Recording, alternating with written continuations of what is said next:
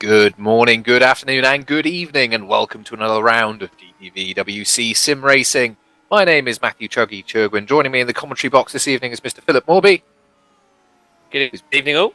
I'm always being shy there, and also on cameras is Mr. Cameron Brewster, and we welcome you to round 8 of the 2015 Vodbull Motorsport GPVWC Formula Challenge and the Vodbull Motorsport British Grand Prix. And we return to Europe for this round to the historic Silverstone race circuit. This track is built on top of an old World War II airfield, and racing has been happening here ever since the airfield closed over 70 years ago. And this track's fast-flowing nature can be traced back to those very early days, with the circuit forming of, or being formed out of the old runways and taxiways, which can still be seen in various parts of the circuit. Last year saw Petter Burlak and David Yunt take the 2 wins, but who can fly around Silverstone to take the wins today? We'll have to wait and see. We've got a very tasty championship challenge forming now, with our top 3 drivers split by just 55 points, so a serious swing for any of them, Phil, really could shake things up at the top. It is indeed. I mean, I'm looking at the moment. We've got a couple of teams there in the top 10, but it's separated out. So it'll be interesting to see with a few minutes to go how that finishes off. Absolutely. Well, we will return to the overall standings in just a moment. We are in the final few minutes here of qualifying for round 8. And we have our protagonists, as you would expect, all up at the sharp end of the field. Currently occupying P2 as our current Drivers' Championship leader, being Eric Strahan for Ice Cold Racing. The star of the show so far this evening has been Andrew Waring for Centurion. He got an absolutely cracking lap in early, was able to take a lovely slipstream drag for a significant part of the circuit, and he's clocked in a 1 minute 41.9, currently almost 3/10 quicker than his nearest rival, being Strahan at the moment, so a great lap in there for Andrew. But we have the likes of Hoekstra, Nielsen, Brugman, and Zupenik, all of our championship contenders here, all in close proximity, all within just a few tenths of a second, which around this 5.8 kilometre track really is saying something. So I think we're certainly going to be in for a cracker, and we'll just have to keep an eye out for any movers and shakers in the final few minutes of qualifying. Yeah, I mean, at the moment, there's 36 drivers we've got here today, and the top 34 are currently split by just 4 seconds. We've just got one guy who hasn't set a lap time yet, that is James Kirk, and Yarrow Bupasha, who hasn't been able to set a relative time because he's way down at the back, but I think he's just been having issues with traffic, so hopefully those 2 guys will get a lap in and see how they finish up with just over 2 minutes to go. Yeah, it is something, actually. Big 5.8 kilometre track, but actually the traffic is quite congested in various sectors, so traffic being a factor in this qualifying session, which is quite something. Just keeping an eye to see if there's anyone we could potentially ride on board with. And is that eyes deceiving me that Lars... Oh, no, it's not Brugman. It is, however... No, goodness me, I'll stop looking at the track map trying to guess where drivers are. I'll just point out, Kirk has popped up now in 12th place and finally got a lap in. So that's Van Gils as well, gone up at turn 1. So that's him finished because he's escaped to the pit lane, so he can't come back out again. So that's him finished in 27th. I'm just going to see who can we do a lap with. Fournier, down in 21st for Racing Team Schroeton, is just going around the final corners. Are we good to do a lap with him? Hopefully so, and yes we have, okay, so off we go. Okay, so this is the kind of new style Silverstone track. It's been a few years now, this setup, so we're going through turn 1 Abbey, lift a little bit just so you don't take too much curve on exit, and the second corner Farm, and then you're into this kind of weird 3, 4, 5 arena complex, so chuck it in right, don't go all the way to the left, keep yourself here for the long left-hander. You need to get a nice good exit here for turn 5 and back onto the Wellington Straight, where Hamilton famously lost his tyre. Under the bridge, obviously again, where Kimi also crashed, I think it was last year.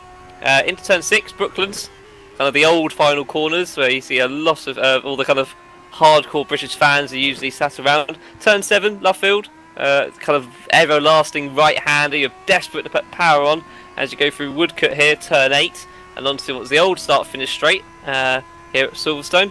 Again, got the kind of power it and get a nice, find a braking point for turn 9, Cops, a little bit off the gas, back on again for, one of the greatest, I think, set of corners coming up, 10, 11, 12, 13, 14, better known as Maggots and Beckett's. And finally, as he gets around to it, he's got a little bit wide. It's going to mess him up for this last Chapel corner. He's managed to stick it on there though still, so down the hanger straight. Again, another long straight. It'd be interesting how we set the cars up for low downforce. I think it has to be a low downforce for Silverstone, given there's not many fast-ish corners.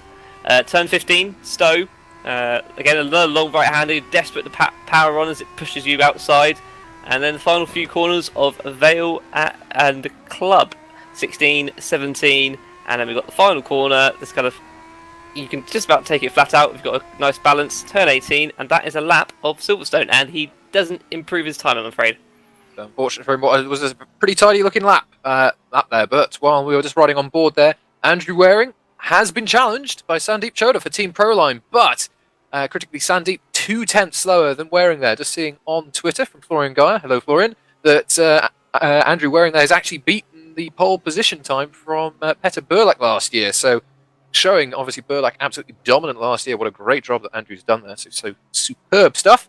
Waring in the pits. He has not come out to defend his time. And just keeping an eye on the top 5, everyone is in the pit lane. So just keeping an eye to see if anyone else can challenge. Scott Beresford in P7 is the next highest car. He's just about to come round the Vale and Club section here at the end of the lap. Got McGlade ahead of him though, who, has he improved his time? No, afraid not, so that's him 11th, as Beresford's going to improve.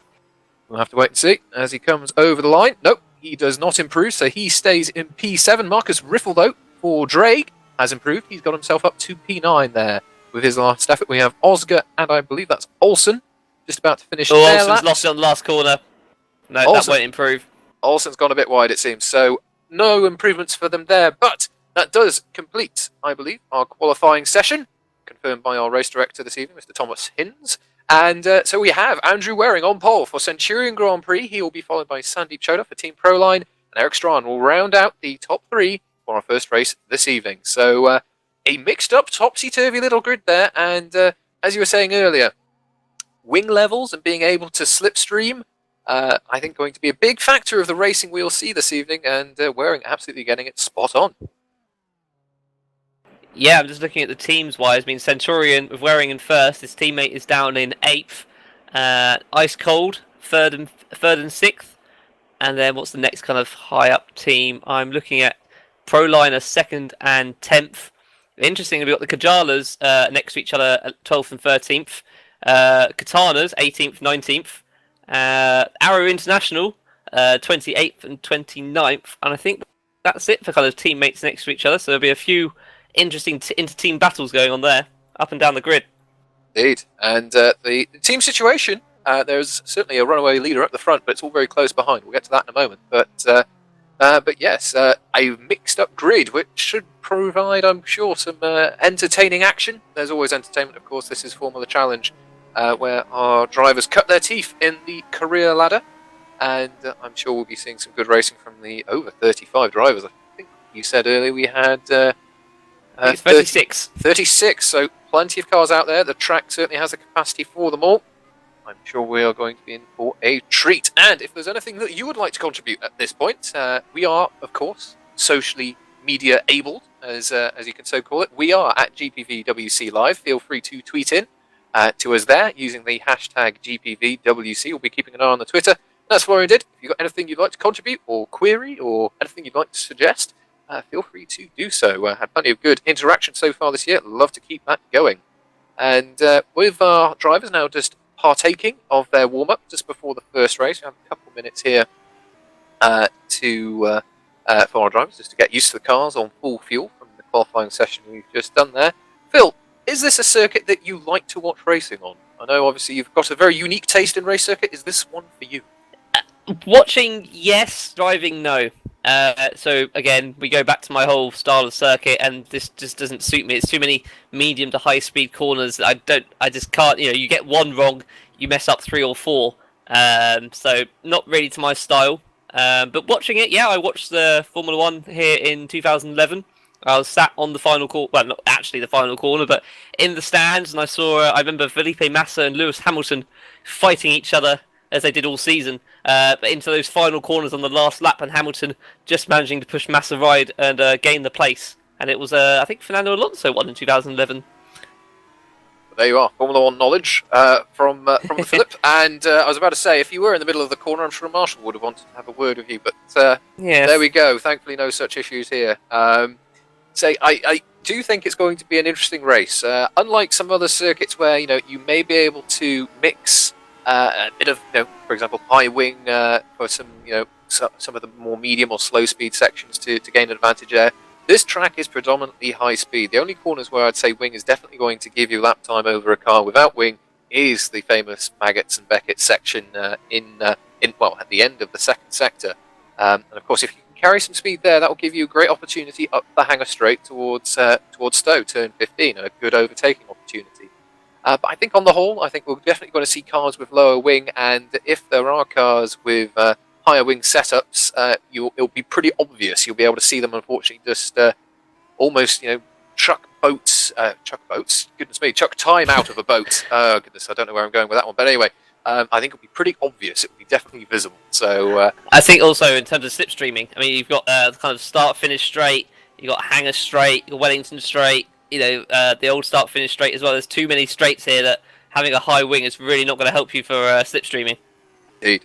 And I think also one thing we'll have to keep an eye on during the race as well is, of course, track limits. Our drivers do love to have a cheeky little run wide or a little cheeky inside cut where they can. And cops, the old first bend, I've seen quite a few drivers pushing it to the limit and a few above and beyond. So we'll have to keep an eye. Hopefully the disciplinary committee will not have too many things to keep an eye on there. I'm sure our drivers will be well behaved. They always are. So as our drivers are just doing a couple laps here to warm themselves up. Andrew Waring actually has gone quickest. Just to prove the point, even with fuel, that he's clearly feeling racy this evening, which is good stuff. Some impressive results for him in the last few rounds, setting the pace in Monaco, but unfortunately not being up at the sharp end due to one thing or another, and of course doing well in Canada last time out. So clearly we are running towards the midpoint now in our season, unfortunately. So he's clearly starting to put things together. A good time to be doing so. I should probably mention as well at this point a few penalties from Canada. There were quite a few, I'm afraid. I'm just seeing if some of them aren't going to be actually handled here, because I don't think Nicholas Harrison's actually here this evening. He got a few for escaping to pits, returning to track.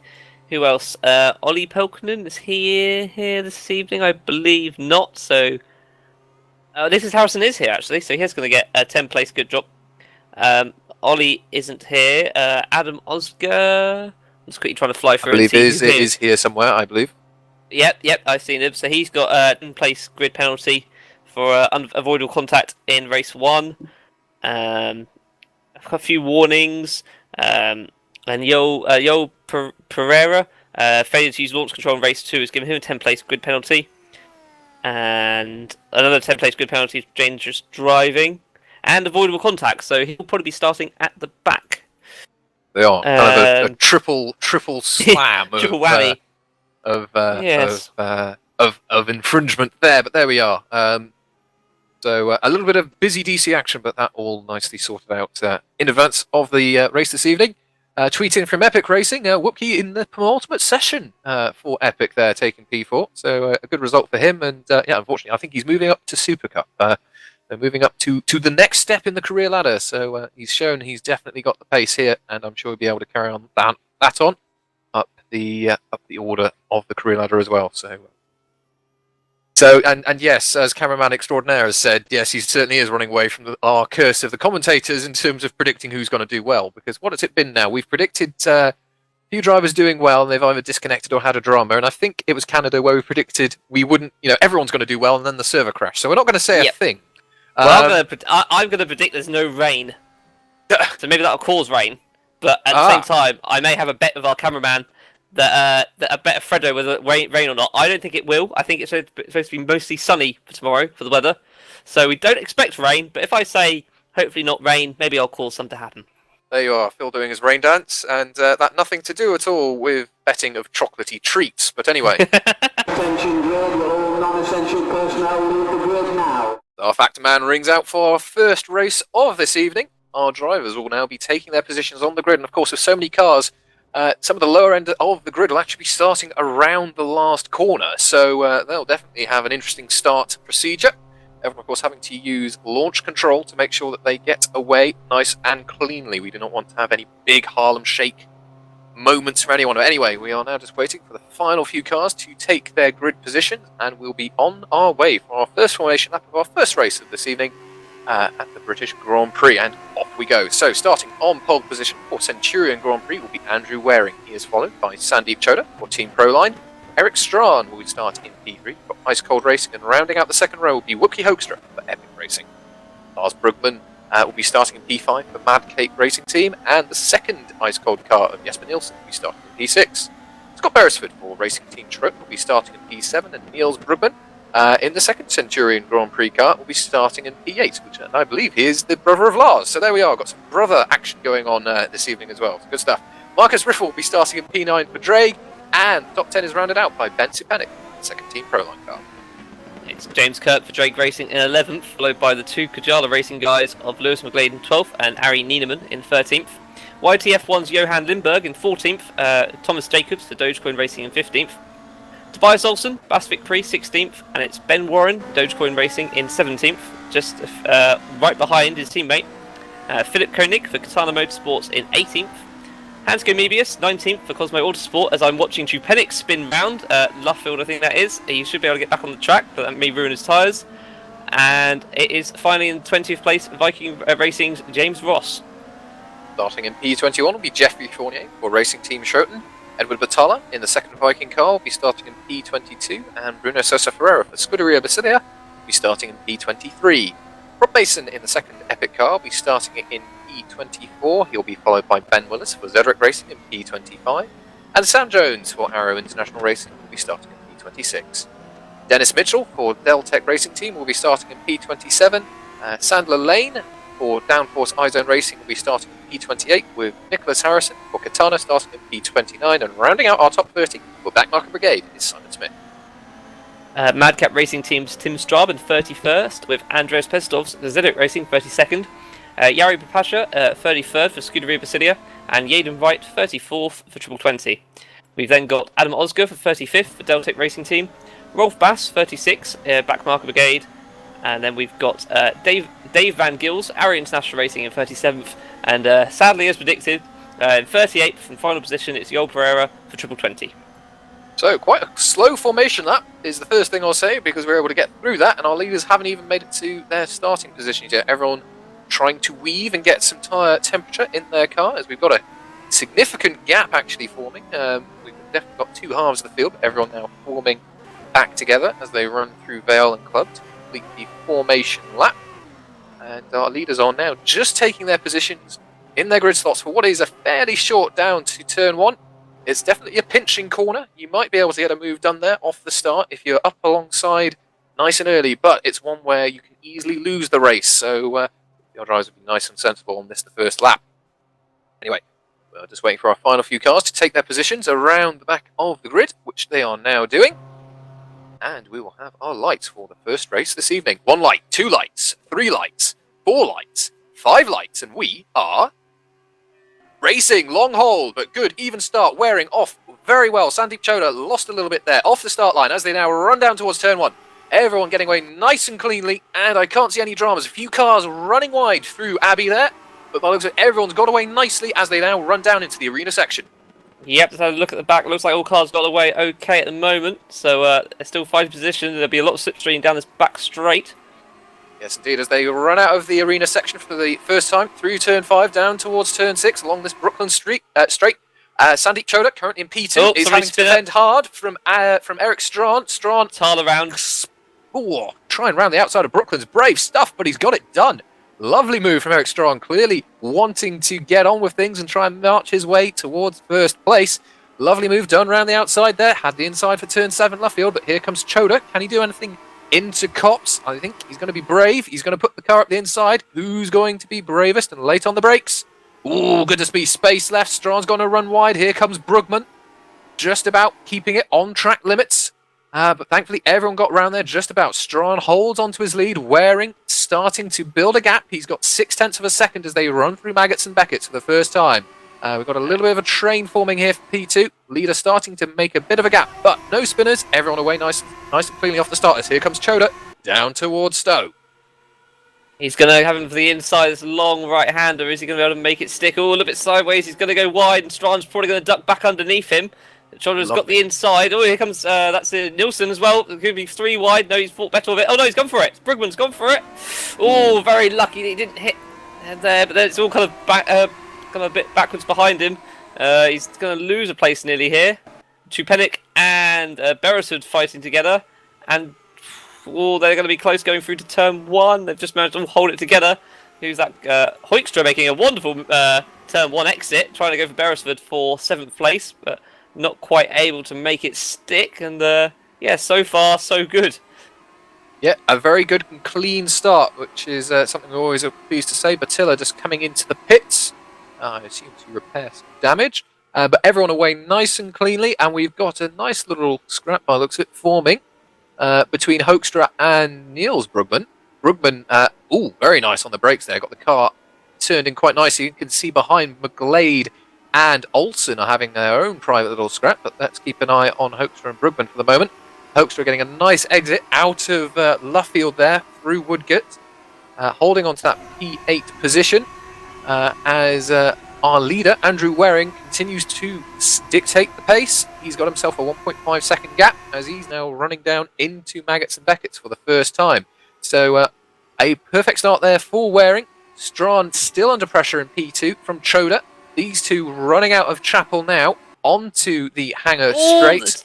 So go through Maggots and Beckett's. Lindbergh nearly lost it and again caused a few of the ones behind to nearly lose it. Sousa Ferreira just about holding it together. Sorry to speak over you here, but Choda round the outside of Stowe. What a move done there. If we get a replay, if you didn't catch that one, it was magnificent. Choda just hanging it all the way around the outside. Just enough grip on that Team Proline car, and he went round the outside of Strachan there at Stowe. Superb move, but here comes Strachan immediately on the counter-attack. Good exit from Club, but nowhere near close enough to get a move done through Abbey. Sandeep Choda setting the fastest lap of the race last time around, but Waring has a 1.7 second gap. So if these two keep scrapping, Waring is going to continue to set a good pace here. He will have a nice gap come the end of the race. So these two scrappings definitely aiding Waring at this point. We have got 11 laps to go here of this 13-lap race. I'm just seeing how the ice coals of Strachan and Chupenik together, 3rd and 4th, kind of hopefully giving each other slipstream. Who's that fighting? Oh, Chupenik and Nielsen. Sorry, Nielsen and Brugman, in fact, kind of get involved as well.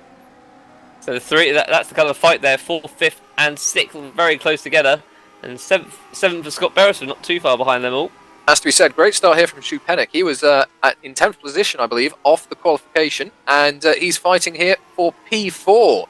He's had a really good start to get himself going well and truly on the gearbox of this ice-cold car driven by Nielsen, and he got Brugman not too far behind either. As I believe that's Beresford. Goodness me, look at the overspeed he had going through Maggots there. Clearly that is the difference between having a bit of free air to run into and having a car that you have to be mindful of. So Beresford feeling racy. Great exit from Beresford there. Really going to give Brugman something to think about here. These two fighting over P6 and P7. Beresford moving for the inside. Is he going to late on the brakes? We'll have to wait and see. As goodness gracious me, here comes Chupenik trying to do the same thing that Choda did, but it hasn't worked. He's had to take the little bit of tarmac exit there. Nielsen maintains the position rightly as Beresford gets the move done there on Brugman. So Beresford feeling racy in the early goings here. It's looking at the gap between Waring and second place is 1.7 and sat at that for now. Maybe he's happy to keep that gap and just look after the tyres for the rest of the race. Has to be said, our leader and our leading our podium essentially have made and stolen a real march over everyone else, driving almost on their own. So they're going to be enjoying this. It just helps them solidify a good race position and just focus on their own pace. But we do have a real cork in the bottle, race going on here for P4 and below. Almost, I'd say, the top 10 involved in this scrap. So certainly going to be busy action or busy race going on here. Yeah, I'm just seeing, Hoekstra's got a bit wide, and who's that? Lars Brugman going to try and go around the outside. Is he going to be able to keep it? Not really, no. Hoekstra there. Great little run there through turn 7. He got himself ahead of Brugman there. Or I should say, ahead of the Brugman, brace of Brugmans, as I say, as he got by both of them there. Interesting. That's Lars in 8th and his brother Neil in 9th. They could be worth watching later, those two guys. Neil's got a nice run on his brother. We always, I always do remember watching Ralph and Michael Schumacher, of course, have the occasional dice, and I can't imagine what that would have been like if there was a bit of drama. So who knows between those two? But anyway, they're now having a good little race between each other. The gap between our leader being Waring and Choda in the Team Proline car, that's come down by 0.2 over this lap. So a little bit of movement there, perhaps just showing that Team Proline is a little bit quicker in the second sector. We've seen Waring's very good, evidently, on Neil's the trying to straight. fight his brother Lars. Oh, he may lose a position, though, to McGlade. He went on the brakes too early, was too kind to his brother, and nearly let McGlade through. He's going to look on the inside for the final corner. Yep, contact there. That wasn't going to work. Ironically, he's got a better run on his brother through there, so he's going to be up the inside. I think Lars being very sensible, seeing that that one was a pretty much done deal. Here he comes on the counter-attack through turn 2, up towards turn 3, into the arena section, nothing on. So, yes, a little bit of a... Oh, goodness me, that was a big hit behind McGlade there. Didn't quite catch who that was, but yeah, a little bit more space needed going through club that time around, but everyone keeping it together, thankfully, and no crashing out. So that's good stuff. Just seeing how the teams are doing. It's Ice Cold still 3rd and 4th. Centurion 1st and 8th at the moment. Mad... nope, ignore me for a second. I'm trying to work out. Drake's 11th and 13th, so they're on for some nice set of points. Absolutely, and interestingly, the gap continues to fall between Choda and Waring. The gap now down to 1.5. So we'll keep an eye on the sector time as good to see Choda and Strawn. Yeah, both running wide through cops there. They don't want to do that too many times. They will catch the ire of the disciplinary committee. Just keeping an eye on the fight behind. Zupenik up to P4. Beresford challenging for P5. He's got that one done ahead of Nielsen. So clearly quite a lot of movement going on here in amongst our top 10. Let's see, what can Zupenik do now? Now he's got some free air. He's clearly had a very good start to the race. Here comes Beresford, though. Goodness me, it's visible. Look at the time he's gaining on Zupenik. He'll have a move here down into Stowe. Can he get it done? Oh, goodness me, you can't get too much closer than that. And Zupenik is forced to run wide. He's held on to that one. We'll have to see if he continues to hold it down into the final section of the lap here. He just about does. I think that was going to be an interesting one. I think that was understeer induced, running out of space there from Beresford. But as Choda sets the fastest lap of the race, contact between these two as they run down towards Abbey. Yeah, that was a bit of a weird one. That I couldn't tell who was they kind of merged together there. As Lars Brugman's lost a few places here as well. In fact, I'd say he's slowed right down. I hope we've missed something there. So have a quick replay. Hoekstra, lovely move up for P5. He's got that one done on Beresford, recovering Beresford. Has to be said, but Beresford better exit out of turn 4 in the arena section and has been able to repass on the Brooklyn straight. On the Wellington straight. So Beresford, having to defend now though. Hoekstra coming back at him for epic racing through Brooklands. Nothing on, and here comes Nielsen through Luffield. Lovely racing tonight. Lovely flow of corners here. Advantage to one side of the track, advantage to the other, and our driver's using that to full effect. As here comes Hoekstra, he's just about alongside, but Beresford clearly running, I'd say, a little less wing, able just to pull a little top speed advantage as they run through cops. Everyone keeping it on the road there, but here comes Hoekstra. He's got a run. The slipstream effect is tangible as they run into maggots, but there's going to be no opportunity through here. Everyone being sensible. One line, most certainly. The only way you're going to get by someone here is a mistake from the car ahead. So they've all got through there nicely. Yeah, you need a decent exit. Yeah, and by looks of it, Decent exit to get through cops. I would say it looks fairly even, but let's see what Beresford can do here. He's running less wing, and oh my goodness me, look at that. He's already ahead. Can he close the door? Just about. Zupenik's going to have to work hard to try and get that one undone, and he cannot. Beresford immediately going defensive, but then opening the door again. Goodness me, that's interesting. Clearly felt the move was done, and it is. So, Beresford up to P4. Lovely fight here developing for P4, 5, 6, and 7. We'll keep an eye on that one. Meanwhile, Sandeep Choda in P2 continues to close the gap to Andrew Waring, and Eric Strawn set the fastest lap of the race last time around. Yeah, I'm watching Lewis McLeod and Niels Brugman fight for 8th and 9th at the moment. James Kirk's now back up to 10th, so hopefully he'll be at top 10 finish will be good for him, and he's watching the Brugman McGlade fight it out and see what happens out of that, but he's catching them hammer over fist. Just returning to P2, just having a look at P2 here. Strawn has got a lovely run out of the arena section onto the Wellington straight and has overtaken Sandeep Choda for P2. So Strawn now is in P2 from Sandeep Choda in P3. This pair, I think, have been very cleverly working together. I think they may have just put their differences aside temporarily. Think, right, we've got a gap that we need to make up on Waring, and they've been doing that. So now Strawn clearly has felt, right, I've had enough of that. I want to run on my own. Thank you very much. And he wants to have a pop at Waring on his own. But here comes Chodo. Goodness me, so much more speed carried through Kops there, even though he missed the apex. And he's right on the gearbox again of Eric Strong for Ice Cold. So clearly different methodologies perhaps in how these cars are being set up to give pace at different points. Let's see what can Choda do. Well and truly in the slipstream, will he be able to get the opportunity to put in a move? Gonna have a look. He's doing it on the brakes. Oh, goodness me. Just about enough space left again, and thankfully no contact between those two. But to my eye, these two very similar in straight line speed. I think it's going to be very tricky for Sandeep to get a move done here. We'll have to wait and see. But as our leader crosses the start-finish line, the gap is reduced. Yet again, it's now 1.1. It extended ever so slightly as those two were swapping positions. So we'll have to see if they can continue to eat into the leader's lead. So meanwhile, we've had 3 further retirements. The old Pereira, who started from the back of the grid due to all those penalties. Tim Straub and Sander Lane have all retired so far in this race. So that's 4 retirements. We've still got 30. Hang on, we start with 37. So we've still got 33 drivers. Sorry, 38. We've still got 34 drivers. Still a good number. Choda and Strawn still going at it though, hammering tongs again through the arena section. That's what I meant. Yes, there we go. As unfortunately Dennis Mitchell now has just retired from the race. But yes, these two continue to scrap. Waring's going to see that and go, thank you very much. Keep doing that. I'll secure the win. Thank you very much. So I think it'd be wiser for them to put the differences aside, just temporarily wheel the gap in, make it be a 3-car fight, and then fight it out then and there. You'll have more chance of the win that way. But Choda, goodness me, nails the apex of Kops. And look at the run he's got on Strawn here. He's going to certainly be alongside, but into Maggots. Can they get 2 cars through here? No. Choda completes the move. Strawn, I think, very wisely noticing that car was well and truly up his inside, and better to let him have that one. But here comes Strawn. He'll have a better exit through Chapel. He's having a look straight away. I'd say maintaining the racing line down towards Stowe.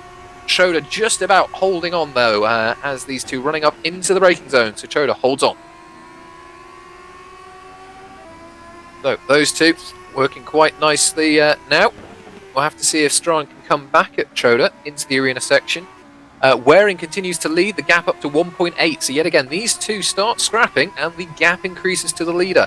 And the gap has remained at 1.8 as they started their 9th lap, completed their 8th of 13. So time is running out as well. We're rapidly approaching, or are in fact on 2/3 distance at this point. So if they want to make an impression and potentially take a race win, I think a little bit of conservation and just following one another for now will be the way to go. Oh, James Kirk's made a mistake.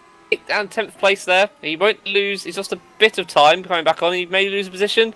Lars Brugman's thinking about it through turn 3. Only he's got Tobias Olsen behind him. Yeah, I think Kirk took too much of the inside curb on turn 1. As Brugman then outbrakes himself down into 4, which gives Olsen a 2 corners, 2 places gain. So he'll be pleased with that one. But here comes Brugman.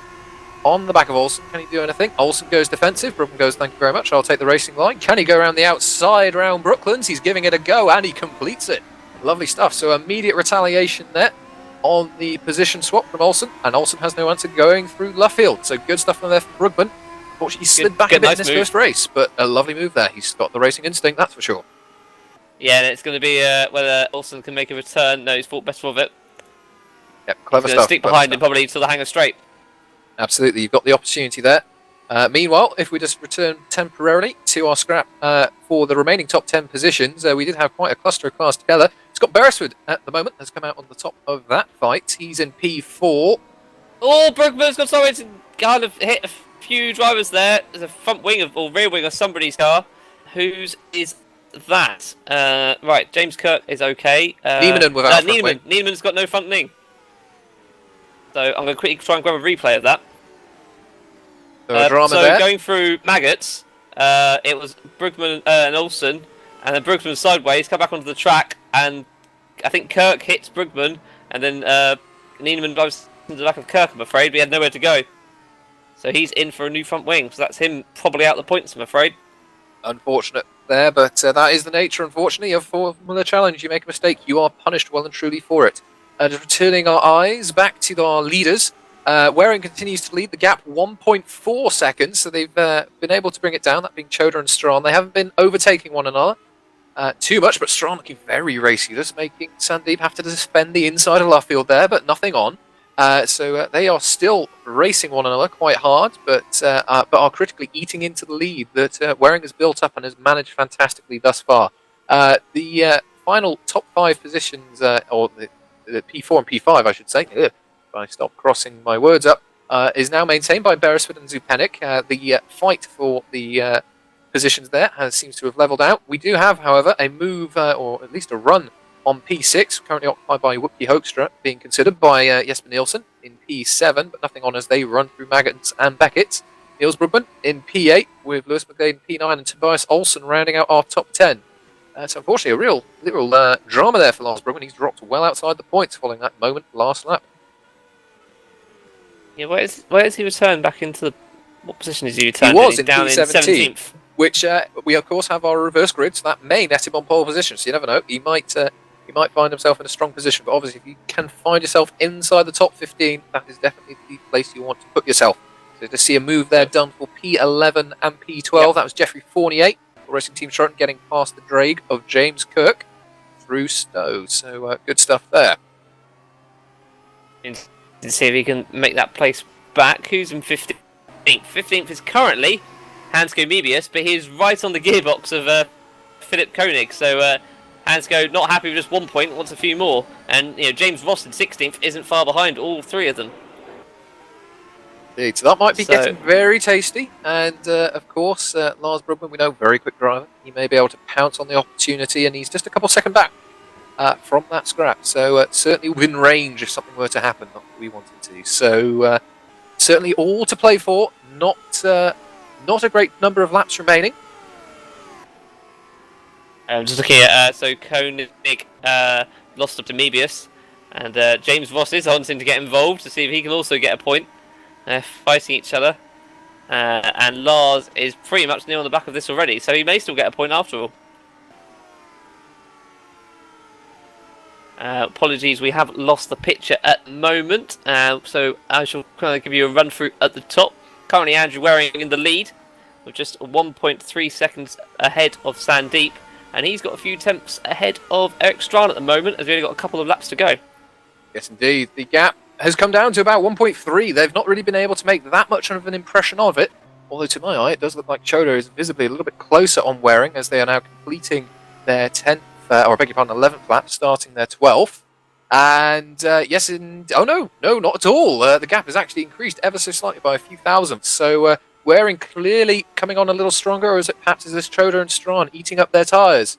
So a little bit of strategic genius perhaps by Waring and by Waring here, just making the others use up their tyres and just secure the position. We'll have to wait and see if that is how this one pans out. Bensu Pennick, though, I see, has taken P4.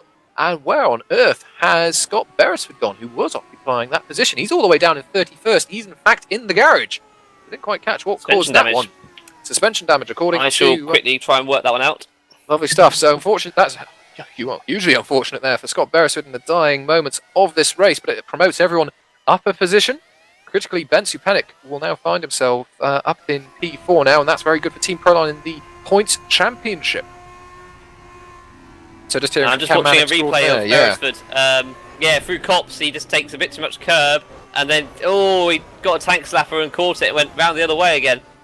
Oh dear, that was him, well and truly out. So Silverstone is a fast track, and it's one very unforgiving. So unlucky there for Scott, but I'm sure he'll bounce back in the second race. Plenty of opportunities still, and you never know. This is England. You might have some rain in the second race, even though we're meant to have perfect sunny conditions. Anyway, we shall see. There's certainly not a cloud in the skies. I think that's Thomas Jacobs. Is he actually out in the crowd? It would seem so from the camera position. Very odd. By the looks of it, does look like it. Yes, it looks like he's lost engine. Very, very odd. Anyway, he's parked well off the track, and he is in fact just retired. So. According to this, suspension damage for the Dogecoin driver, so that's unfortunate for him, so close again to the end of the race, but still plenty of time to make something happen. Anyway, we are now on our final lap of the race. Waring continues to lead this in dominant style. Choda and Strachan starting to scrap again. Just the 10th between those two. The gap between P1 and P2, 1.6 seconds over the start-finish time last time around. So I think we'll have to keep our eyes on this one as Strachan coming off turn 5. Great run on Choda. Can he complete this down into Brooklands? He's certainly later on the brakes. Can he stop Schroeder coming back at him on the inside for Luffield? Yes, he can. He critically gets his ice-cold car right in the middle of the road, exactly where Schroeder wanted to be. So, Strawn gets a lovely exit out of Luffield. He'll run through Woodcut here. No opportunity for Schroeder here. The run just simply isn't long enough down into Cop. So, Strawn just focusing on his braking point. Gets the car turned in. Nicely there, through Cops, runs onto the curb just a little bit, but not too much. As here comes Choda. Goodness me, what a sterling exit he's got there side by side through Maggots. Oh, Strawn clearly showing why he leads the Drivers' Championship at the moment, sticking his car right and right in the right place, absolutely blocking Choda. But here he comes. He now has to defend from Choda, who's got the slipstream, and he's up the inside now of the ice-cold car as they run now down into Stowe. Choda much later on the brakes. Can he get the undercut? No, he cannot. Choda, oh! Contact between the two. Strawn, I think, just expecting Choda to get on the power a little earlier, but contact well held there from Strawn. Critically, all this going on, Andrew Waring has driven the perfect race from lights the flag and wins race 1 this evening for Centurion Grand Prix. Pole position to the flag. Brilliant stuff there from the Canadian. Choda has been able to hold on to P2 there. And Eric Strawn, after, I'm sure, a big scare running through Stowe, will complete our first podium position. Bensu Pennick in the second Team Proline car has come home in P4, with Jesper Nielsen in the second Ice Gold Racing car coming home in P5. So actually Team Proline, best team here in the first race. Whoopke Hoekstra for Epic has come home in P6, with Niels Brugman for Centurion in P7. So lovely stuff from the point out, Lars there got 13th place in the end, so a few points. And it's Bruno Sousa Ferreira getting 15th place in the end. Hansko Nevius retired with suspension damage near the end, as did Johan Lindberg. Let's quickly see if we get a replay of what happened to him. Fortunate there. So just to round out our points finishes, we have Lewis McGade in P8, Tobias Olsen in P9, with Marcus Riffle rounding out the top 10. Jeffrey Fournier came home in P11, with James Kirk in P12. Lars Brugman, as mentioned, came home in P13. And rounding out our final points positions, we have Philip Koenig in P14, and Bruno Sousa Ferreira taking the final point in P15. So, very good stuff from our drivers this evening. Not too many dramas. Good close racing right to the very end. And, well, goodness me. Sandeep Choda, Eric Strawn having a fight. Andrew Waring doing absolutely everything spot on. And he wins here in race 1. So, great stuff for Waring. He's clearly shown that he's had the pace in the last few races, and he's converted it into a race win. So, I'm just watching Lindberg. It looks like he has contact with one of the R08 International guys on the Wellington Straight. He's got a bit of slipstream, Lindberg, and the R08 International kind of twitches left a little bit, and sadly does shove him into the wall. So that's why he had suspension damage. So it'll be interesting to see if that one gets reported by Lindberg. Indeed. So a little bit of drama there at the very end, but everyone has now finished the race. So there we go. Quite a few retirements. So 1, 2, 3, 4, 5, 6, 7, 8, 9, 10, according to my count. No, more like 8. So ignore me completely. Oh no, there we go, 9. Me failing to count, but quite a few retirees at various points in the race. But of our remaining drivers, everyone very close together, and some good racing for our points positions. Looking at our points situation, of course, Lars Brugman coming home in P13. He will have dropped significant points to Strawn. I also believe that, as it stands, Bensu Pennick will have taken P2 in the drivers. But of course, we have another race to go this evening, and anything can happen in that reverse grid race. We've seen it before. I'm sure we'll see it again. Having a little mix-up at the front of the order can well and truly spice the racing up and give us some pretty spectacular racing. Yeah, it was a really good fun race. Like I said, those guys that sadly retired in race 1, we're hoping to come back together for a more stronger race 2. They got nothing to lose. Might as well chuck the kitchen sink at it and see what happens. Just seeing who. Niels Brugman, yeah, in 7th place. Decent race for him. And backmarker brigade of Rolf Bass made quite a few places because he's finished 18th in the end there. Good stuff. As I say, plenty of racing to be had, irrespective of if it's for points or not. It's what we love about Formula Challenge. It doesn't matter where you are, if it's for points or not, you will always find a good race. And it is our pleasure to bring you such great battles every single round. So, as we're just waiting for our migration now into the second warm-up session, just before our second race of the evening, we'll have our reverse grid draw. And once we have had that, we'll be able to talk you through our grid for our second race this evening. While we do that, though, in the little intermission here, let us bring you up to speed of what happened last time out. What was two very different, I think it's fair to say, races from the circuit Jules Villeneuve. Our first race was run by Eric Strahan, but we had, in fact, the top four drivers in under a tenth and a half of a second from each other. There's a lovely picture that Aurora Designs have done, and you can see literally all of them literally on top of each other on the line. It's quite fantastic racing, all clean as well. So great stuff from the group, that being Strahan, Brugman, Nielsen, and Hoekstra. A very close racing between that group. And in the second race, Team Proline, being Chupenik and Choda, they brought home a 1-2 finish and scored maximum points, of course, for the team. And Chupenik won that one from Marcus Riffle. So that helped them in the team's challenge. We saw Sandeep Choda on pole for that first race, that second race last time out. We'll have to wait, of course, who is going to be drawn on our reverse grid pole position. But we are getting towards the midpoint of the championship. We're nearly upon halfway. Unfortunately. Do you think, Phil, it will get to the point now where some more team tactics will be put in play in terms of securing points, or do you think it's too early to start playing that game? Strahan there was trying to fight Choda, and did go for it, but I think give it 2 or 3 races, he probably would have went, you know what, you can have that one, I'll take third instead. He did. Did he get? I don't actually know if he got second in the end there, or. That was Choda coming home in second there. So, okay. So maybe he did think better of it in the end then. Yeah, indeed. I mean, so this is the critical point, of course. Everyone in the very first couple of races, they can go hell for leather. There's not necessarily a points position they need to defend. It's obviously better to come home perhaps a conservative third place than crash out and get no points at all. So, of course, Strahan, I think, has to have that to an element in his in the back of his mind. So yeah, I think he's going to have to be a little careful. The points difference before this evening, it was 19 points between Strahan and Brugman, and just 16 back between Brugman and Zupenik. So it's all very close between that top three. There's a bit of a gap between those three, and the next driver being Jesper Nielsen, as it was. So there we go. It's definitely all to play for between those three, and of course we've got plenty of drivers in hot pursuit of that group as well. So definitely not all over, and I think consistent points finishes certainly will go a long way to help secure a good championship position. That's true at any point of a championship, to be fair. Anyway, that all being said and done, we're just waiting for our reverse grid to be drawn. Meanwhile, on Twitter, Lee Davidson, just hoping that his driver, of course, that being Rob Mason, I believe. Where was he? Goodness me. Lost him already. But in P17, and in fact, actually, as I was saying that, our race director this evening has drawn the reverse grid number, P19, and that's James Ross. So James Ross will be on pole position for our second race of the grid.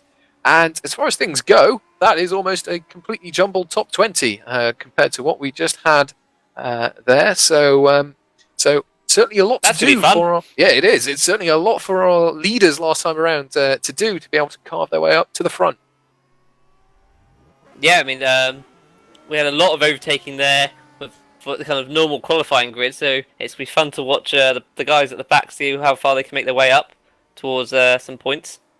Yeah, indeed, and it's one of those things, of course, cars being a very different setup, some cars with lots of wings, some cars with not, it may actually catch people out, the differential and pace people will have at different parts of the lap. So we hope, of course, everyone will be sensible, bear that in mind, and well, they've got the opportunity now, with 2 minutes to go in this final warm-up session, to just get used to the car again on full fuel. Very different beast, these open wheel cars. E. Davidson back on Twitter, he'll take third place for Rob, I'm sure you will. Good place for the epic car to start in, that's for sure. Also worth noting that Rolf Bass for Backmarker Brigade will be starting in P2, and Simon Smith, team boss for Backmarker Brigade, of course himself racing here, saying that Backmarker Brigade haven't scored so far, so no pressure on Rolf there to try and bring home some points. What a time to do so. He's also said, I'm overdue a spin. So that would be very interesting if that did occur. Hopefully not for those guys. Yeah, it'd be quite fun to see if they can keep it in the points for the race and get a decent hold. We'd probably, again, commentator's curse, mess that up for them, though. That's true. Bad. Don't say this. Stop talking about them. Yes. We will stop talking about our drivers this evening. Tell you what. Let's... Track, yes or no? Do you like it? Watching it? Racing it? I like watching it. I like driving on it. It's kind of, so it's been around for a long time, over 70 years now, and that that is a long time. Fundamentally, yes, the track has had additions and alterations, but it fundamentally hasn't changed its form. It's a fast track. It's a historic circuit, and it offers a challenge like not too many other places can. There are fast tracks, sure. You've got your Monzas and whatever else, which don't have really that many corners which require downforce. But here it has a little bit of a mix. Admittedly, it's more of a leaning still to top speed rather than downforce, but it's a unique challenge. I've never been in person to watch races, but any race that I've seen in the sim racing world from here has always been a cracker. So, and as we've seen in our first race, that's true in Formula Challenge as well. And as a nice segue, actually, just as we've got the final few seconds of our warm-up session here, if anything you have seen here tonight takes your fancy, well, you can get involved quite easily. Just head on over to GPVWC.com, sign on up to the website and the forum, and you can be on the grid potentially next round here in the Formula Challenge or the Open Series on the first steps of the career ladder. We have Super Cup following on tomorrow in the next step up of Open Wheelers, and then we have Super League, the creme de la creme, racing on Thursday evening in our Formula 1 equivalent series. And if tin tops aren't, if Open Wheelers aren't for you, we have a range of tin tops at your disposal as well. We've got WSS, our Porsche Super Cup Championship, will be happening next Wednesday. And we have the likes of ITC, our Touring Car Championship, happening on Mondays. We also have in the mix our Factor 2 series as well. We have the Atlantic Series Indy Cars. We'll have 250 miles of the very historic and famous, of course, Indianapolis Motor Speedway next Tuesday, same time, same place as here. And we have World GT as well, our Endurance Series and GT3 style cars. So all sorts. Non-essential personnel leave the grid now. All sorts to take advantage of. But having said that, our Factor Man has cut the warm-up, or brought the warm-up, I should say, to an end. And as we now wait for our grid to form for the second race, again, we have a full field of drivers. Just looking at it, we've got 36 again. So everyone's come back, which is good stuff. I think we had 38 for the last race, so we've lost a couple, I think. Well, still, a lot of drivers on the grid. Everyone taking their positions. Taking their positions now. A few just waiting tactically, just to make sure that they don't sit on the grid for any longer than they absolutely need to. Just got a few seconds now, so everyone wants to get out there sooner rather than later until they're being caught out. I see one driver still in there as the clock strikes 0, and that is that. So they'll be starting from the pit lane. We'll come to who that is in a moment. But Phil, talk us through our grid for race 2. Okay, so on pole we have, of course, James Ross, Viking Racing, and it's Rolf Bass for Backmarker Brigade joining him on the front row. We have Rob Mason for Epic Racing in 3rd, with Dogecoin Racing's Ben Warren in 4th.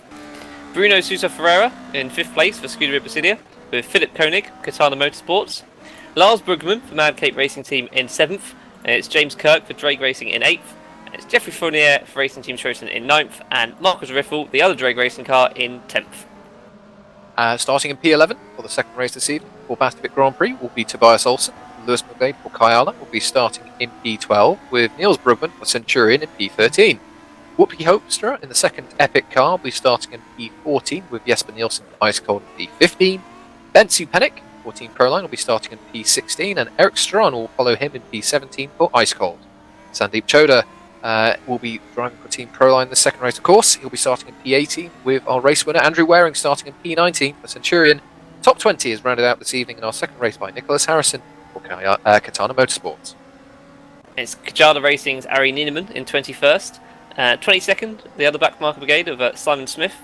Zedric Racing's Ben Willis in 23rd, with Dane Van Gils for Arrow International in 24th. It's Adam Osger for Deltec Racing Team in 25th, with Andreas Pestovs for Zedric Racing in 26th. Arrow International Racing Sam Jones in 27th. Edward Batala for Viking Racing in 28th. Yaro Bapasha for 29th for Scuderia Basilia, and it's Johan Lindberg for Variety F1 in 30th.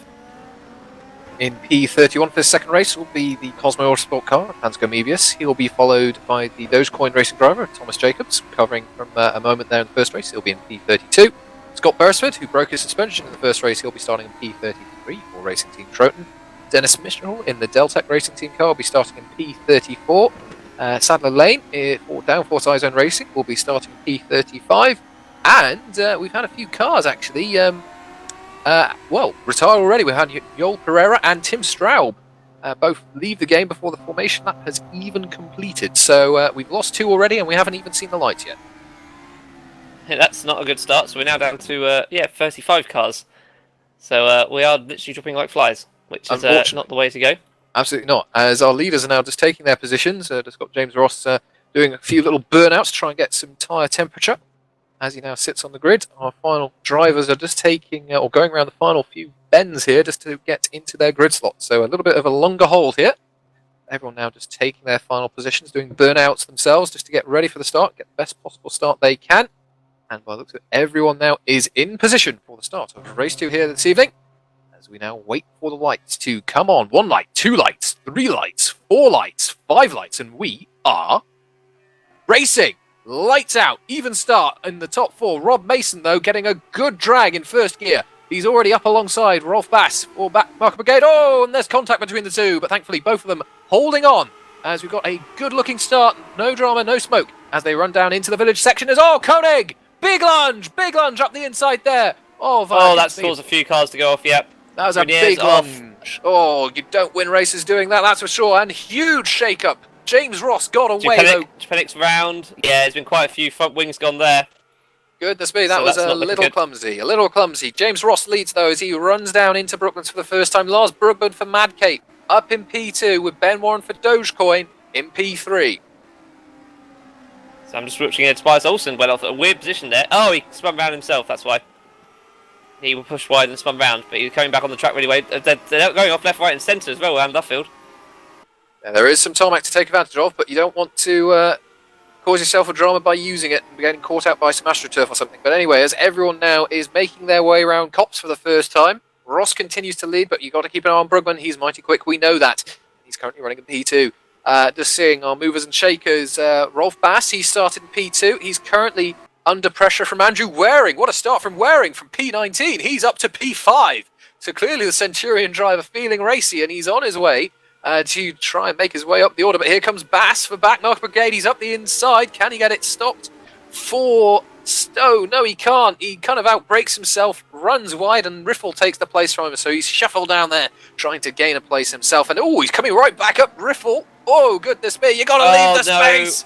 Oh, you got to leave the space. Unfortunately, you can't kind of turn across like that.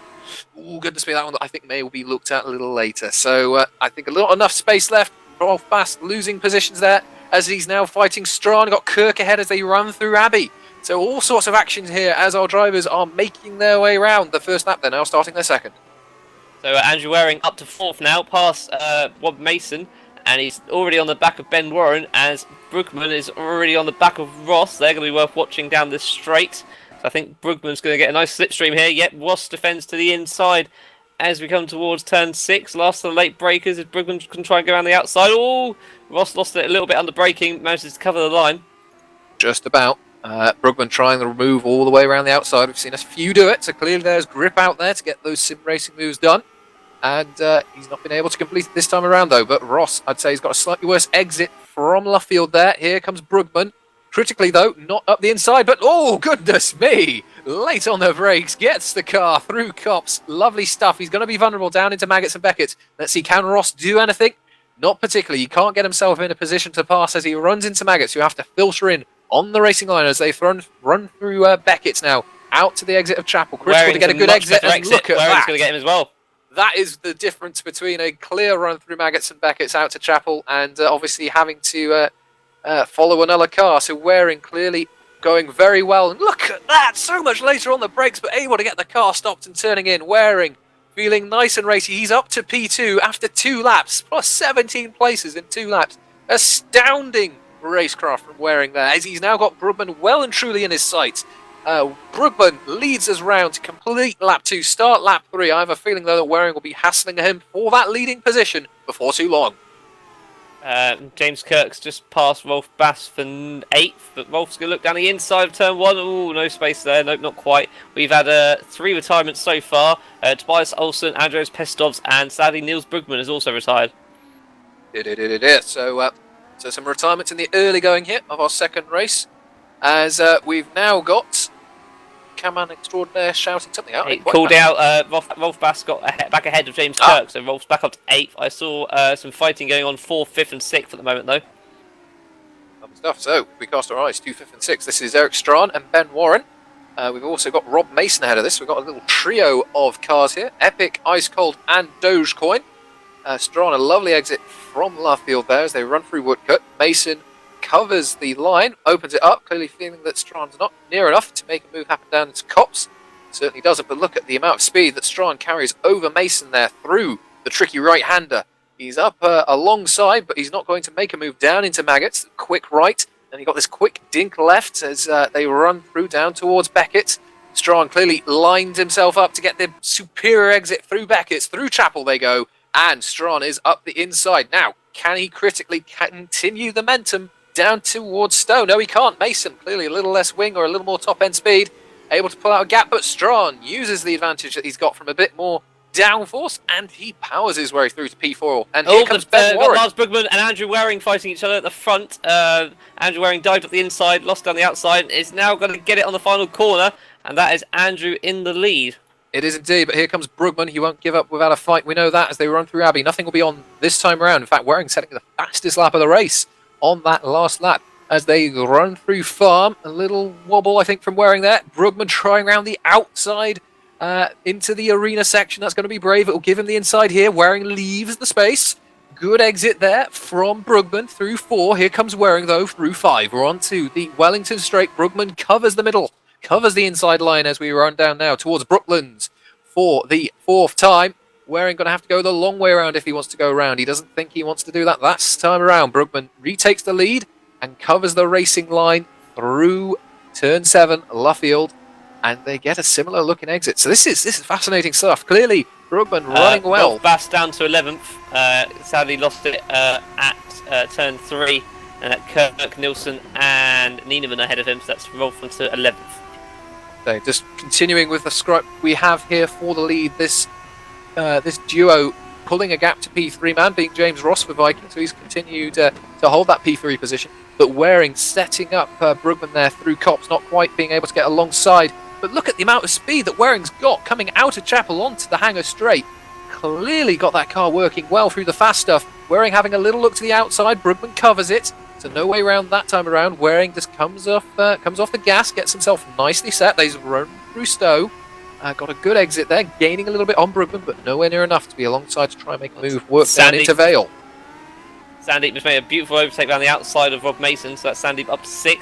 And we've still got Nieneman in 8th, Kirk in 9th, and Nielsen in 10th is a nice fun one to watch, as is got Strawn and Ross close together in 3rd and 4th, as well as our top 2 guys, of course. So these two continuing to scrap. Brugman forced to take the inside there for turn 3.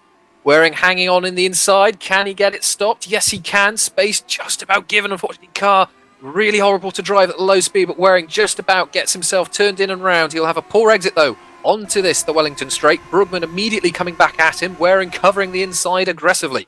Brugman having to go around the outside if he wants to do it. And here he comes. He's done it once before. Can he do it again? Not quite. Space given, though, down into Luffield. And Waring just about holds on. Brugman, though, he's up the inside. He's got the curb. He's got the racing room.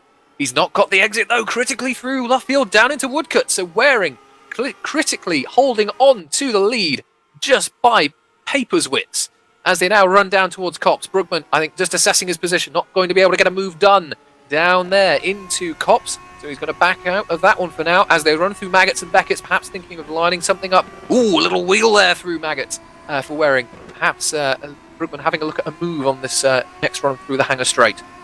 So Philip Koenig was tired going through turn 1. He was following Thomas Jacobs, who was following somebody else. I didn't think Philip realised there's going to be a braking into turn 1 and tapped the back of Thomas, and then sadly went round into the wall. So that's him out as well. So that's 4 retirements in the race so far. So Waring holds on to the lead as they run through Stowe. Brugman, though, coming back on the counter-attack. Down in towards Vale. Waring just covering enough of the line just to block any opportunity. Well done. A little wiggle as he put the power down through Club. Very tricky final corner, but they cross the start-finish line to complete lap 5, start lap 6. Eric Strawn for Ice Colds made his way through the field, as as Waring has done as well. And he's up to P3. Riffle round in P14 now. What happened there? It's a quick replay. He was fighting Mebius and Rolf Bass. He's not a bad one going through. Looks like he's gone through on his own okay. He's been tapped. Oh, he's tapped the back of Bass and spun it round. And yeah, that was a daisy there from Riffle. But he's back on and back racing. He's down at the moment now in 17th place. He didn't lose any elements, so it's not like he has to do a full lap without a front or a rear wing, but certainly not what you want to be doing. as we're approaching or getting on towards half distance now of this 13-lap race. Waring continues to lead. Brugman just having a few looks here or there. I think just sizing up the opportunities that Waring may present him as they run now down along the old start-finish straight down towards Copse. And here comes Brugman.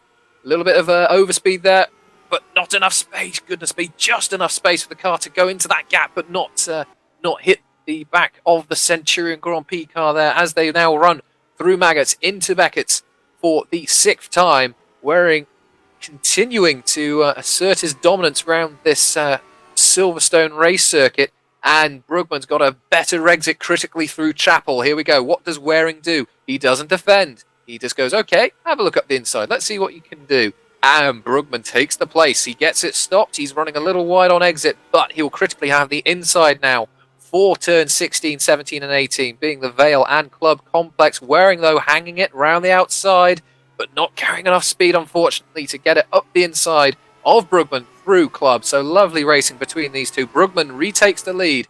All the while, Eric Strawn just finding his own business, setting good fast lap times. Is slowly catching, set the fastest lap of the race last time around. Kirk has. I was watching Nielsen's gone up to 8th. He's gone past Niemann and Kirk in the last lap, and Kirk went wide on the last corner. Hasn't lost any places, but he's lost a few seconds to Nielsen and Niemann. And ahead of those two, you've got Rob Mason and Ben Warren fighting for 6th and 7th at the moment. Plenty of action throughout the field. Just keeping an eye or casting our eye back towards the back end of the points paying positions. We've got Scott Beresford and Thomas Jacobs, actually. They're fighting over P15 and P16. So this pair starting right down the back of the grid. So they're plus 15 or so off the start of this one. So good progress from those two. Just returning to our leaders, though. We have got Waring dropping off the back ever so slightly at this phase of the Mad Cape driver, being Lars Brugman, as they run now through Copse. And interestingly, Strawn just about keeping pace with them. But here comes Waring. Goodness me, look at the exit. Look at the speed that Waring's got into Maggots. Wisely not forcing anything there on the Mad Cape driver. That will certainly be a way to end your evening if you go off there. So those two nice and sensible. Unfortunately, I think the opportunity will have gone unless there's a sensational overspeed that the Centurion car has over the Mad Cape. It slowly starts to kick in, but critically towards the end of the straight. There's no opportunity this time around. So we've got Nielsen is slowly catching up on 6th and 7th and dropping Niemann slightly, although he's trying to follow in. So we could have a four-way battle for 6th place very shortly. It's now Rolf Bass has dropped a few more places, now down to 15th. So Beres has managed to get ahead of him. And Thomas Jacobs is the next kind of person to try and overtake Rolf. And they're going to the final corner. Thomas thought about it, but decided against it. So, of course, Rolf starting on P2. Unfortunately, he's been shuffled down the order a bit throughout this race. So Backmarker Brigade looking for their first point. But I think Tom's going to go in a bit of a fight for that one. Just keeping an eye on our leading pair. Brugman extending the gap critically, just kept an eye on Waring as he ran through the arena section. Little wobble critically just as he was about to get on power, running through the apex of turn 4. Has compromised him here, but the gap being 7/10 of a second as they're running into Brooklands at this point.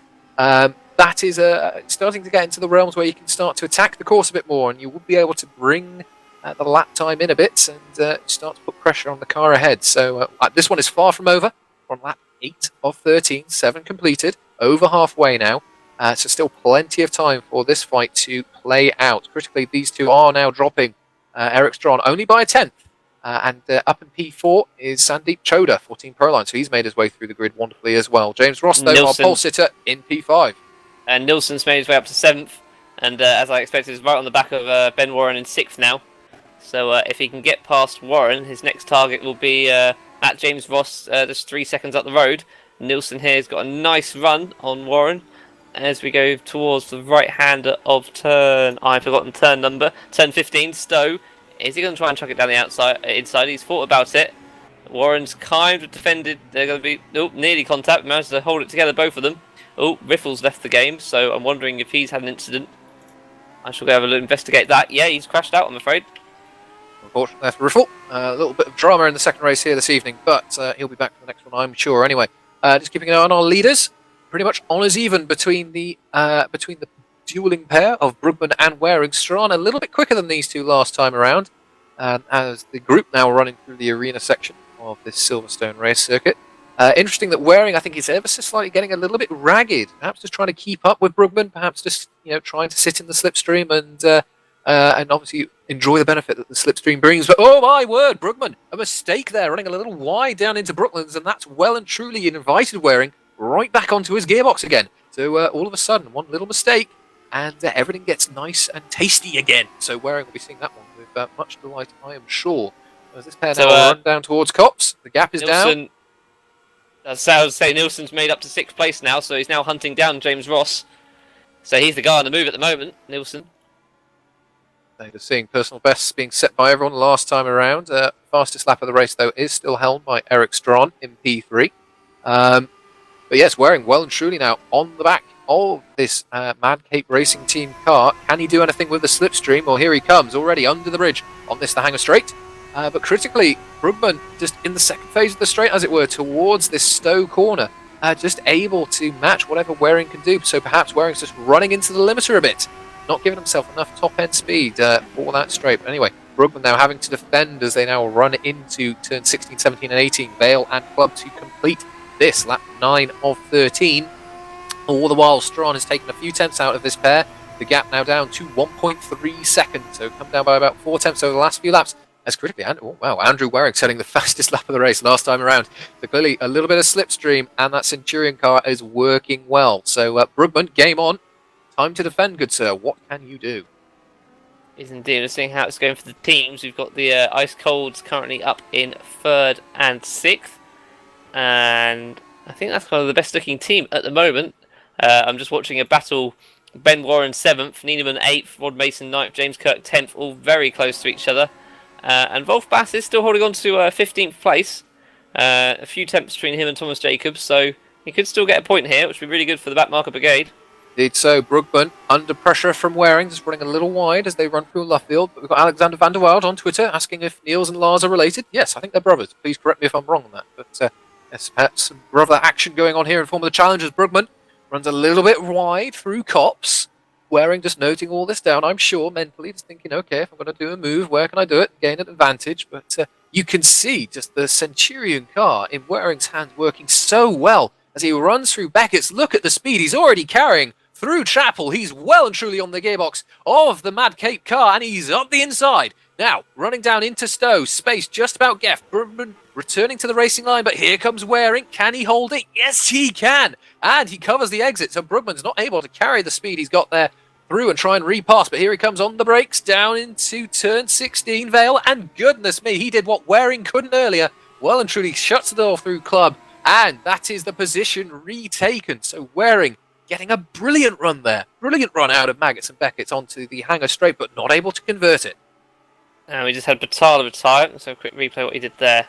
Oh, that's a bit of a weird one, kind of coming out of Cops. He kind of lost it and got kind of 2 tank slappers and decided, you know what, I've had enough there.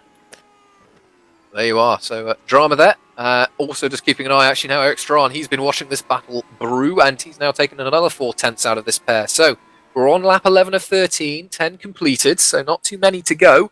At the rate things are going, we may have a real proper fight here for the podium positions, as all Waring locking up down into Brooklands. He's just about made the apex, but he's definitely lost ground to Brugman. Strawn will have noted that one, I'm sure. So clearly these drivers really pushing to the absolute limit here on our second race of round 8 of the GPVWC Formula Challenge World Championship here from Silverstone, and it is starting to show. Perhaps the tyres ever so slightly going away now from these drivers.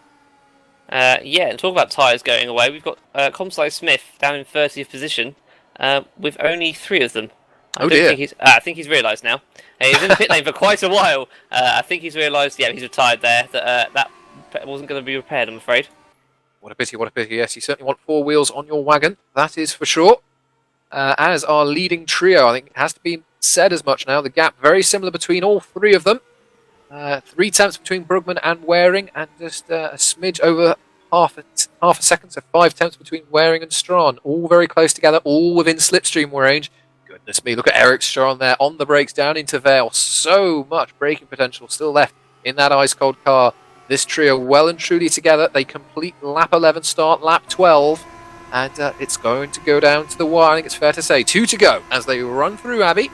Brugman continues to lead, but Waring very close behind, and Strawn isn't too far behind him either. Yeah, I'm keeping a close eye on 8th, 9th and 10th. That's where the battle's happening. These are on the penultimate lap here. They're going to be ones to watch. And Rolf is still holding 15th, so he's about half a second ahead now, Thomas Jacobs. So, yeah, hopefully, commentator's curse, touch wood and everything, hopefully he can hold that. Then we'll have to wait and see. Just keeping an eye on our leading trio. Another lock-up from Waring down into Brooklands. Not as severe as last time around, but Strawn, again, gaining a little more time as Waring. A little bit more pace carried through the right-hander of Luffield. Strawn running a little bit wide as he on exit there of Luffield. So a little bit perhaps of a breather given there to Waring as they now run along the old start-finish towards Copse. We'll have to see. Does Brugman run right here? He takes a nice line. Keeps it well within the white line. So nothing lost to Waring there. Waring gaining all the time, though, in that slipstream down towards Maggots and Beckett. Nicely into Maggots. Nicely now into Beckett. And you can see Waring, he's clearly got a little more turn-in on that car through Beckett, able to straight line it a little bit more, get on the power earlier, and here he comes. Don't think he'll have the opportunity to get alongside as he did a few laps ago, but he's certainly got a better exit, taking time out of Brugman all the time. They run now down into Stowe. Nothing on, as these three well and truly following each other almost nose to tail as they now on the brakes down into Vale. Little rise, very tricky to judge your braking point, but these three have done it well. They now run through Club, long right-hander, very tricky corner here because you can take too much of that inside sausage curb on the start-finish and spin yourself round, but none of them have done that. They're on the final lap of the race. Brugman leads from Waring, from Strawn, all very close at the top as we've on our final lap of the race. Hansko Mebius up to 10th place. I think James was trying to go by Rob Mason and kind of tapped the back and lost the position, so Hansko now in the top 10 for Cosmo. Good stuff for Cosmo driver. Critically, Waring, I think, being put under pressure here now by Strawn, has had a bit of a poor one through the arena section. Under pressure now as he runs down the Wellington Straight. Strawn having a look up the inside, but not making a move. Waring critically not locking up this time around, so nothing offered to Strawn, but run a little deep on the run now towards 7, so clearly having to fend from the ice-cold driver, which is Eric Strawn. Critically, Lars Brugman is seeing this, and he's starting to pull ever so slightly a little bit of a gap, a few car lengths. Nilsson up to 5th. Oh, Ross is round. What's happened there? Ross has gone round. He was fighting Nilsson. He's dived down the inside. Oh, and he's just lost it under braking himself, and he's going to lose a load of positions. He's now down to 12th place. A real pity they're so close to the end, but still points on the points in prospect. But returning to our leading three, because these three are as close as you want to be on the final couple laps of the race. Brugman continues to lead, has a good couple of car length gap as they are now running down the hangar straight for the final time. Waring under pressure from Strawn. Strawn having a look up the inside down into Stowe. Can he get it stopped? Goodness me, you can't get too much later than that, but no, he hasn't taken the position on the brakes as those two now fighting on their way down into Vale for the final time. Waring holds the line through the second part as they run through Club, but Lars Brugman in a superb retort wins race 2 from Andrew Waring, and Eric Strawn yet again comes home with a great bucket of points in P3.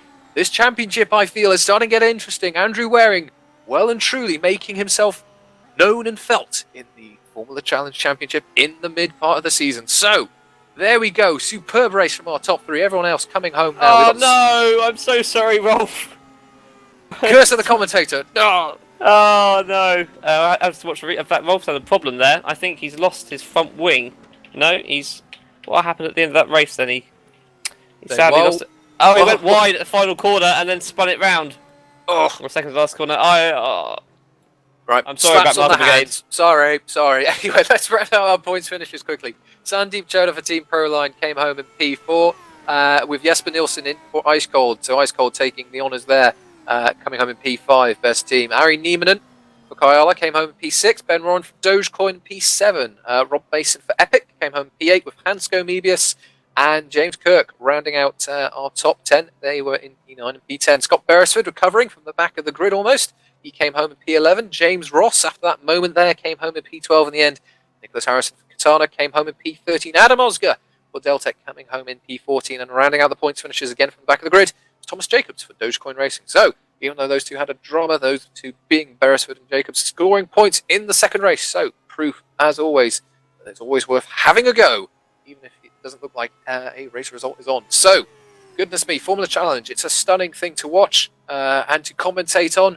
And yet again, more great racing and goodness me, a new different winner again this year in the form of Andrew Waring. Hopefully we will have the opportunity to interview them shortly. But goodness me, great racing as always. Formula Challenge, always a treat. Yeah, that was another fun evening. Like I said, a bit more carnage. I think at the start we've had 1, 2, 3, 4, 5, 6, 7, 8, 9 people retire in the end. Obviously, a couple left before the start. So Nicholas Harrison's though happy. So what position did he finish in? He finished in 13th, and he's put first points. So well done to him for Katana Motorsports. Yes, indeed. He scored more points than I ever did in Formula Challenge when I raced. And me. Good stuff for him. So it's a good result for him there. And Brugman, well, that's the way you go about trying to make up unfortunately, a no. Oh, no, he did score some points in the first race, but trying to make up a points difference there, winning the race. Unfortunately for him, Eric Strawn did come home in P3, so Strawn, of course, will have covered off his points gain there a little bit. But a great race there from Brugman. Made his way through. He was towards the front, which always helps, but made it through. Drove very well, drove defensively when needed, kept the pace, and there we go. Good stuff from him winning that second race. Goodness me, though, Andrew Waring, plus 17 in 2 laps. Sensational stuff. I really do hope that he'll pop in for an interview in a minute, because that does deserve a call out, and just sensational stuff. Did not think that would be physically possible. But there you are, Silverstone. It's perhaps not a track which suits everyone's palate, but there you go. Good racing, as always, served up by this classic track.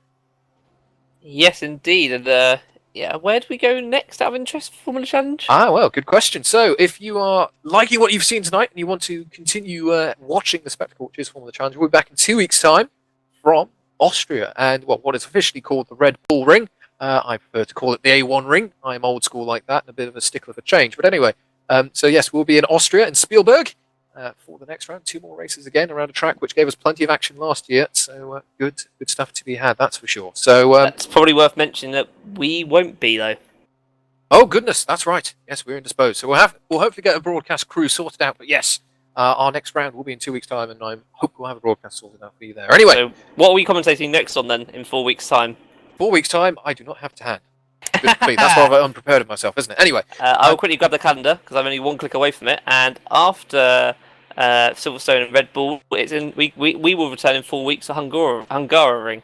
Lovely stuff. So off to Budapest, and the track's set in a park. So anyway, yes, we'll get there. We'll get there in a little while's time. But anyway, we now, I'm very pleased to say, we have joining us. Coming home in P2 in the second race, but critically winning in a perfect pole position, light stuff flag race win. Andrew Waring. Andrew, from strength to strength, you're going here in the what is now the midpoint of the championship.